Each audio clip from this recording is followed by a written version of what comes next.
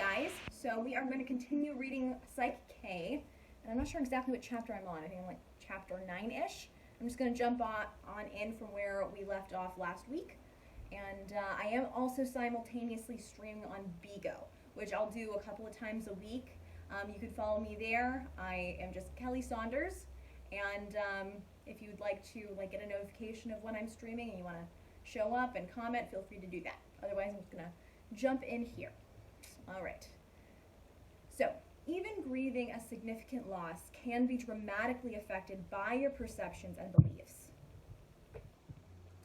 Following are a few examples of beliefs, sorry guys, my light's in the way, that promote a healthy response to the grieving process.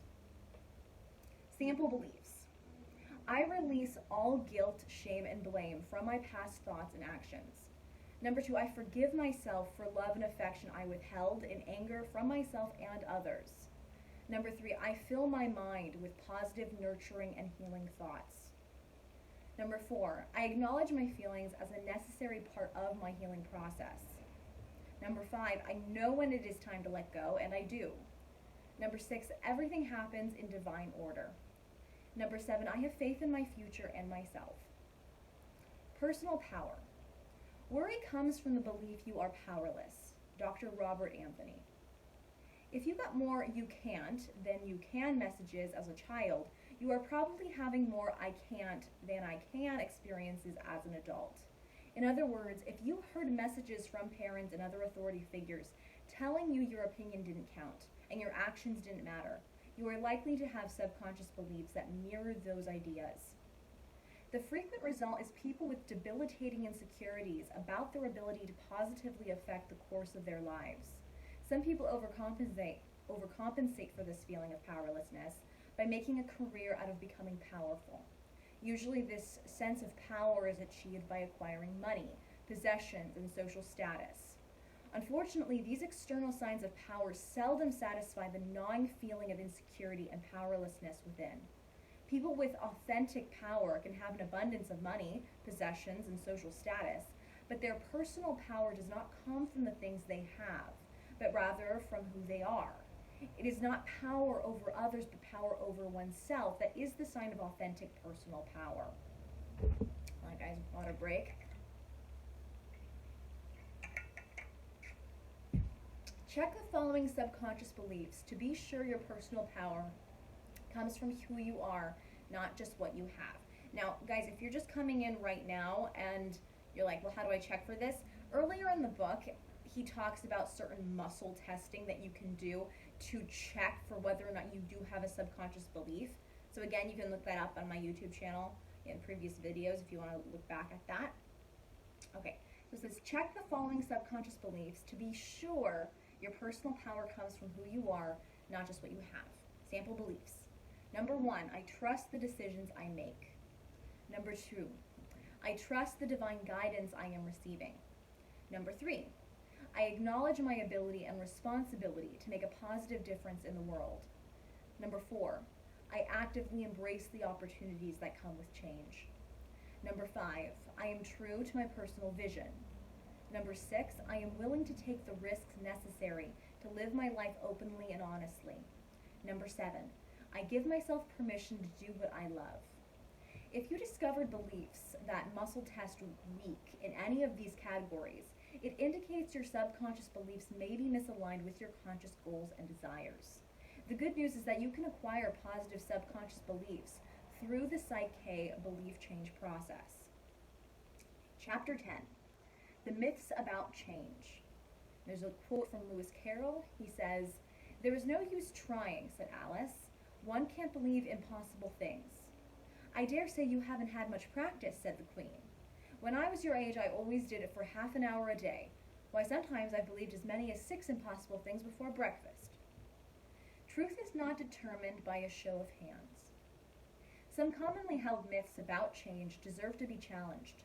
These myths are firmly ingrained in our culture. They've been unchallenged and accepted as facts by many people for many years, so I don't expect you to let go of them just because I say they're myths.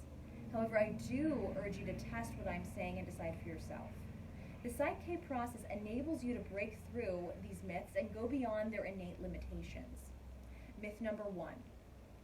If you've had a negative belief for a long time, it will take a long time to change it. Fact, most of the time changing beliefs is like changing the software in a personal computer. It doesn't take any longer to change a program that has been in your computer for 30 years than it does to change one that has been there for 30 minutes. When you know how to rewrite the software of the subconscious mind. Myth number 2.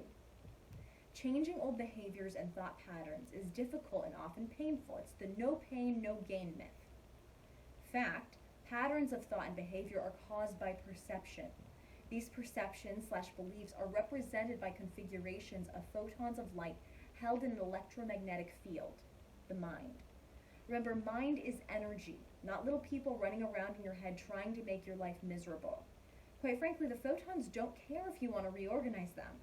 Properly redirected, they will most often easily and painlessly accommodate your wishes. Myth number 3. You need to know what caused a problem in order to change it. Put another way, insight into the cause of a problem is necessary to change it. Fact, becoming consciously aware of the source of the problem is seldom necessary to change most beliefs or behaviors. In other words, consciously knowing how you got where you are isn't usually necessary to get you where you want to be. In addition to these myths, other commonly accepted ideas make change more difficult. For example, our language patterns often characterize the mind in such a way as to suggest that some beliefs are difficult to get to. A popular way of describing long-held beliefs is to say it is deep-seated or deeply ingrained. The question is just how deeply embedded can a belief be in a brain whose average size is 5 inches wide by 5 inches high by 6 inches long? The real issue is that most of our language reflects the limitations of the conscious mind. What is being implied is that it is difficult to consciously identify the beliefs that are the source of our problems. Until we shift our focus to the subconscious mind and accept the fact that we don't typically need to consciously know what beliefs are causing the problem in order to change them, we will continue to have difficulty in making positive changes in our lives. To use a computer metaphor, Psych provides a kind of find file for your subconscious mind and performs most of its reprogramming functions outside of your conscious awareness. In fact, that is what subconscious means. The prefix sub means below, so the word subconscious implies activity taking place below the level of conscious awareness. It is important that your subconscious mind does know the source of the problem because it will be rewriting the necessary software to make the desired changes. Because your subconscious is the storehouse for past experiences, attitudes, values, and beliefs, it is capable of accomplishing this task. The good news with Psych is that, like a computer, you don't have to read a document before deleting it or putting it in a deactivated folder. In other words, Psych does not insist that you consciously revisit or relive past traumas in order to change their effect on your life in the present. By re-perceiving the past, you are freed from it. You don't need a new past. You need new eyes with which to see it. Chapter 11. The Magic of Believing. The real voyage of discovery consists not in seeking new landscapes, but in having new eyes. Marcel Proust. Pay no attention to that man behind the curtain. In the classic motion picture, The Wizard of Oz, the great wizard turns out to be a clever illusionist. After he is exposed as the man behind the curtain, he tells Dorothy and the other seekers that they already possess the gifts they are seeking. The power and wisdom they desire is already within each of them. The great Oz provides them with meaningful rituals, conferring to each of them the powers they seek. He awards the Scarecrow a diploma as an acknowledgement of his intelligence, pins a medal on the lion as a symbol of his courage, and gives the Tin Man a watch in the shape of a heart to represent his feelings. The recipients are immediately transformed by their new belief in themselves. And finally, Glenda, the Good Witch of the North, reminds Dorothy that you've always had the power to go back to Kansas. In that scene, the Scarecrow asks Glenda why she didn't tell Dorothy about this ability sooner. The Good Witch answers by saying, because she wouldn't have believed me. She had to learn it for herself.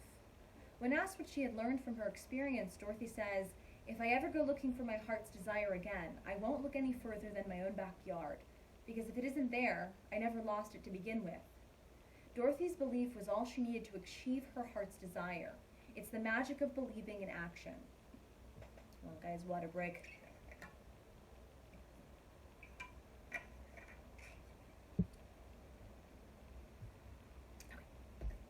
Whether you want more brains to think clearly and with more mental flexibility, more courage to face life's challenges, more heart to love and be loved, or a way to get home, to find comfort and peace within, you have only to realize that the answers you seek are already within you. The greatest teachers and spiritual masters of all time have borne this message. Psych honors this timeless truth and provides you with effective tools for assessing your inner wisdom. You are the embodiment of the power you seek. Psych is a process of personal awakening and spiritual discovery, or uncovery, a user-friendly way to get in touch with your divinely inspired inner wizard. This inner wizard represents your innate and seemingly magical power to create a life that reflects the very best you. I know for myself, I want to live in a world filled with people who are clear, creative, and functioning naturally the best they can be. A world where a sense of the sacred is the rule, not the exception. A world where the interconnectedness of all life is no longer debated, but is a living truth as commonly accepted as the law of gravity. A world where the dreams we dare to dream really can come true. One of the main obstacles to creating such a world lies in the distorted psychological filters through which we perceive ourselves and our reality. As Albert Einstein once said, reality is merely an illusion, albeit a persistent one. By changing these subconscious filters, we can re-perceive ourselves and the world in which we live. We can literally create a new reality. Psych teaches you ways to change self-defeating patterns of thought and behavior that are no longer worthy of who you are or who you are becoming. Each of us has a vital part to play in the creation of this new vision, because it is up to each of us to become the world we desire. In other words, we must embody the principles of the world we want to create. If this sounds like a call to action, it is. If it sounds rather impossible, it definitely is not. If you were feeling fine until now, but are beginning to feel a little uneasy because you realize it means you will have to get involved and actually put your actions where your desires are, then you are right again. As the Baal Shem Tov saying goes, if not you, then who? If not here, then where? If not now, then when? If you are still waiting for a great wizard to come and fix things in your life or in the world, remember, it's up to you to activate the divine wizard within. It is the same power within all of us, no matter what name we give it. Equipped with the Psych transformational tools, the task of changing ourselves and therefore our world is achievable. I am only one person. How can changing myself change the world? What you are, the world is. And without your transformation, there can be no transformation of the world. J. Krishnamurti. You are one person in a world of billions, on one planet in a universe of billions of planets. You may be tempted to think your transformation doesn't matter, but it does. We are all connected. As you transform your life, you become an inspiration and an example to all around you to transform their lives. And each transformation adds to the collective consciousness that is necessary to transform our world. You matter. Are you ready to transform yourself and the world? The fact that we are all energetically connected is the key. The Newtonian view of the universe tells us that the boundaries of who we are stop at our skin. The more contemporary quantum physical view says we are energy fields in constant contact with each other, even at a distance. In effect, our separateness is kind of optical delusion, as Einstein called it. In his book entitled Dark Night, Early Dawn, Christopher M. Bach, professor of religious studies at Youngstown State University, says, research has demonstrated that persons meditating together tend to move in collective patterns of synchronized brainwave functioning. If this synchronized brainwave pattern were sufficiently stable, it might begin to resemble a condition known in chaos theory as phase lock. Phase locking occurs in nature when individual oscillating systems shift from a state of collective chaos to integrated resonance. For example, if individual cells from a chicken embryo heart are separated from each other, they beat erratically. If they are recombined one by one, when a certain number of cells are present, they spontaneously phase lock and begin to beat in unison. I do want to say one thing about that. I don't know if you guys remember it, but a few weeks ago, there was a call for a universal worldwide meditation, and there was a specific time that we were all supposed to like get together around the world and basically meditate together. What was crazy about that is there was a measurement of frequency done on the earth during that time, and basically it like shows like the frequency that most of the world is on, you know, during that day, and you saw a huge high raised spike during that time that kind of like went down, kind of like leveled off at the end of like a few hours of meditation. Depended, you know, obviously a lot of people were starting their meditation at that certain point. Some of them maybe did it for 5 minutes, some people did it for 2 hours, but you saw that huge rise in just the frequency level during that time when everyone, a lot of people, were meditating in the world all at once, which was very cool to see, because it shows us, you know, how much power we do have, you know, as individuals, especially when we collectively do something. And we don't need everyone.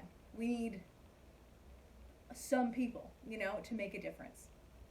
This phenomenon strongly suggests that the individual cells of the chicken embryos were capable of interaction beyond the boundaries of the skin of the cell walls. This finding bodes well for the idea that our energetic sphere of influence extends beyond our skin as well. Research on prayer at a distance also provides compelling evidence that leads to a similar conclusion, that it's possible for group prayer to influence physiological conditions of patients at a distance. Kind of the same thing. Perhaps this phenomenon represents a kind of group phase locking of guided intention. I think Margaret Mead was more right than she knew when she said, "Never doubt that a small group of thoughtful citizens can change the world. Indeed, it is the only thing that ever has." Although I think Mead was probably thinking more in terms of political and social action when she made that statement, I believe even more power to change the world is available to us through the vehicle of coherent, focused thought. We aren't in Kansas anymore, are we, Toto? When a technique called surrogation is taught in the Advanced Psych Integration Workshop, it usually gets more than a few raised eyebrows. The process stretches the imagination of some participants to the outer limits of their beliefs. Surrogation utilizes the extended sphere of influence principle suggested in the chick embryo example. The prayer at a distance research, and what some quantum physicists refer to as action at a distance. Surrogation allows the effects of Psych K to be shared with individuals not physically present at the location where the techniques are being used. An individual surrogate is substituted for the person receiving the benefit of the work. Permission protocols are used before such work is done to ensure a safe, respectful, and non-invasive interaction between the surrogate and the recipient. It is a little like making a cell phone call between two superconscious minds. No conversation takes place unless both parties are willing to participate. Even after the connection is made, either party can hang up whenever they wish. Permission protocols ensure that the quality and integrity of the interaction are in the highest good of both parties at all times. The results of such sessions have often been remarkable. I do want to make one comment here. Okay, so there was this special on Oprah, and I wish I remember what the guy she was interviewing's name was, and I just don't remember. But it was one of these, if you look up like Oprah Law of Attraction, you'll find exactly who I'm talking about.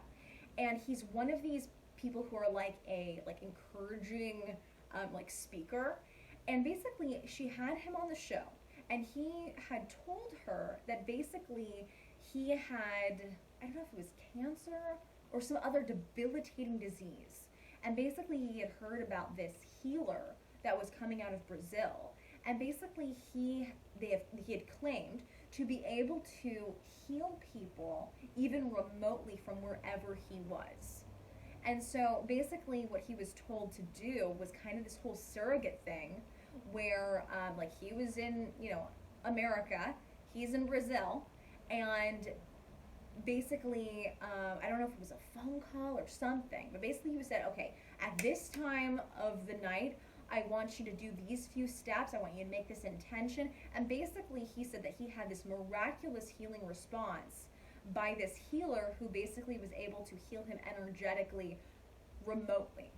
Which, when I had heard this, I was like, maybe absolutely. I don't know enough about this to say absolutely not. I think most people don't who might be critical of it. But it was interesting because Oprah definitely believes in the law of attraction. I don't know that she really had much experience with the healing aspects of it, but this, I feel, this chunk of this book kind of gives a little bit more of a grounded explanation of what that could have been. You know what I'm saying? And I guess maybe it is possible. There was so much about like energetic like response and energy like movement from one person to another that is so unknown by the masses and highly unstudied by most humanity overall, that who are we to say absolutely not when we haven't actually done the research for it, you know? That's my opinion anyway. Okay, to push the envelope of beliefs a bit further, consider that the interconnectedness of all things creates what Christopher Bach calls the species mind, a kind of collective group consciousness.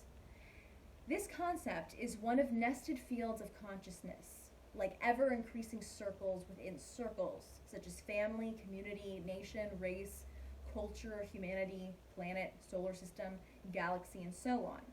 Using the permission protocols inherent in the Psych process, it is possible to connect surrogately to such groups and thereby affect the consciousness of the group. Although the results of such efforts are more difficult to measure, it is a logical extension of the one-to-one surrogate process just mentioned. It is akin to group prayer, though with a more interactive quality. For example, with prayer, healing intention is directed from the group to the recipient in a one-way flow of energy and intention. With surrogation, not only does the intention for belief change flow toward the recipient from the surrogate, but also through the use of muscle testing, information can be received from the recipient through the surrogate. This vital two-way flow of information and intention actually guides the process of belief change at a distance. I do want to say one thing when we're talking about like energetic frequencies, because I know a lot of people are kind of speaking out right now that they're worried about 5G and the energetic like transmission that can, basically, how that can affect humans and our physiology. And I know a lot of people have completely discounted this hypothesis altogether because they're like, that's insane. No, there's not like some brain waves that are going to be causing disease, blah, blah, blah. They have a really closed-minded view on it. They won't even hear people out. And the thing is like, I think it's really hard to know right now as to the effect that 5G really would have on humankind, because there just hasn't been a lot of tests doing it, like based on it. You can look it up. I recommend looking it up. There haven't been the tests done. However, it is true that 5G runs at a 60 gigahertz frequency. This is the same frequency as oxygen. Now, I have heard it said that because it does run on that 60 gigahertz frequency, it could affect oxygen, basically the oxygenation of the blood by the lungs, because it interacts with that frequency. Now, this is what I've heard. This is basically the biggest criticism a lot of these people who are yelling out, 5G, are worried about. Now, the thing is that I think a lot of people today are very close-minded to even the possibility that could be the case. And they don't really do the research for themselves. They hear people completely dismissing it, and they don't actually look it up themselves. The facts are, that we absolutely know, is that 5G is being rolled out without testing on humans. That's the fact.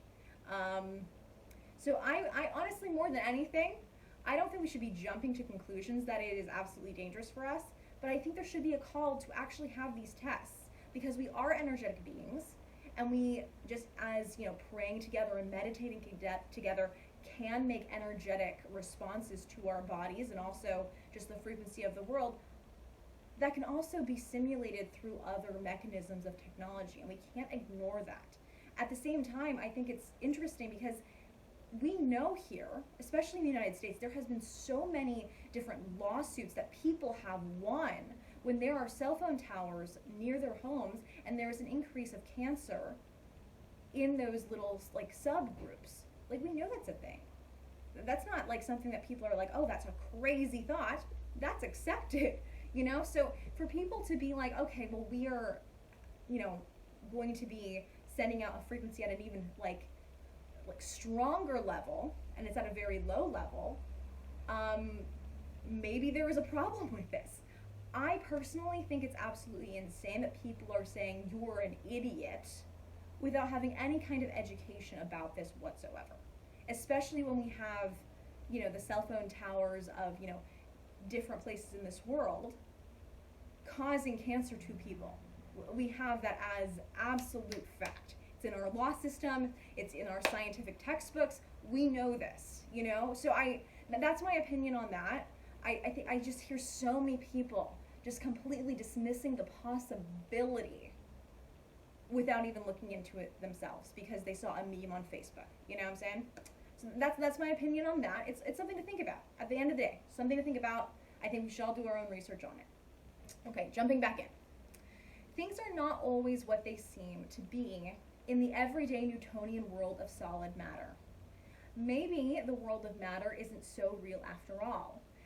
Until fairly recently, it is the only world most of us non-physicists have known. Unlike the Newtonian reality, the quantum world holds few limitations except those imposed by our lack of imagination and ignorance of our possibilities. Reality is more than we can perceive with our senses or measure with our scientific devices. It's time to wake up to the real world of possibilities and unplug from the matrix of illusion. Okay, so that's the end of chapter 11.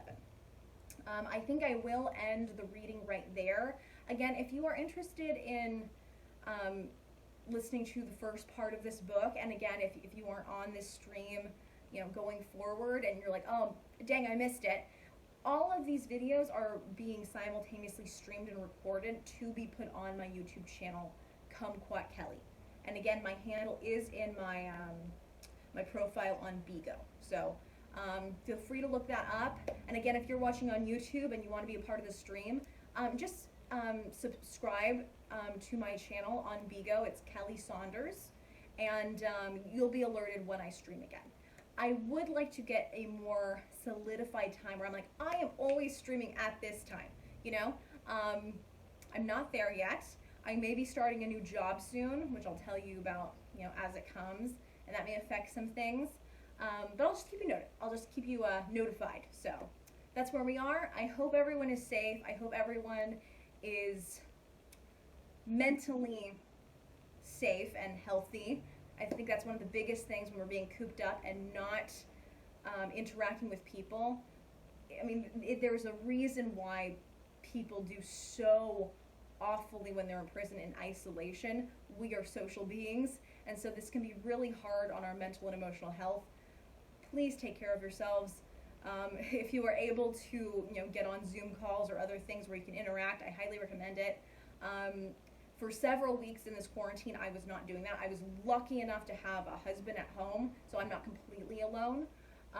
But just this last couple of weeks, my friends and I have started to do a Zoom call every Friday just so we can have some interaction.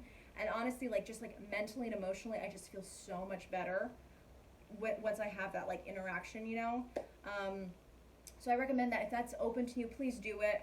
And please know that we are in this together.